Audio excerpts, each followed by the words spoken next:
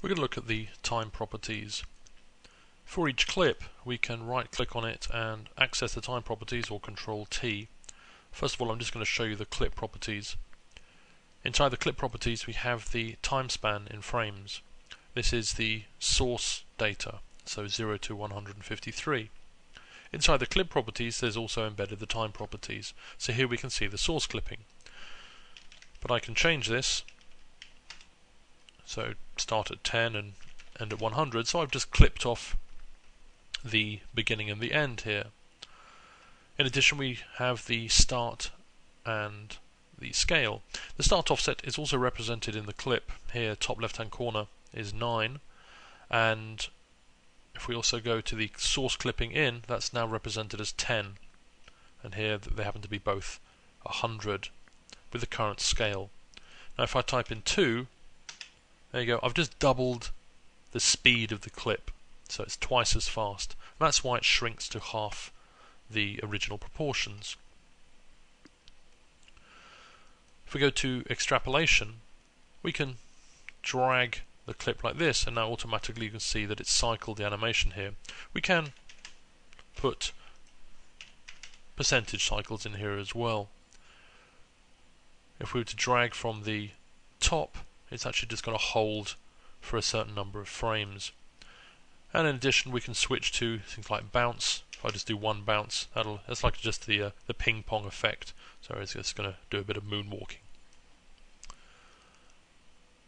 And when we come to the warp, a warp will be, if we go to here, here's time warps and weight curves. So if I want him to go into here, let's do the warp. I'm going to select all of these keys and unlock them. So my keys, just unlock all keys here. So if I were to insert a key and move it to here, you can now see it's going to cover this much of the clip, and then it's just going to be, if I pan back a bit, it's going to be very slow for the rest of it. So I've just timed warped the clip. If I just delete this key, oops, I've just deleted the clip, select the key, make sure it's in focus. What you can also do is, if we go into the curves, is to flip it in time. So that's a very easy way.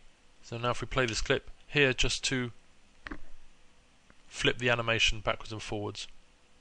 So sometimes it's much easier just to warp the clip and flip it like so if you want to just reverse the animation. Probably the easiest way. Also, clip warp, that is for when you have things like a cycle that, there we go, that it will now cover the entire clip itself rather than just the original span. It's going to do it and look at the cycles and the hold and that sort of thing.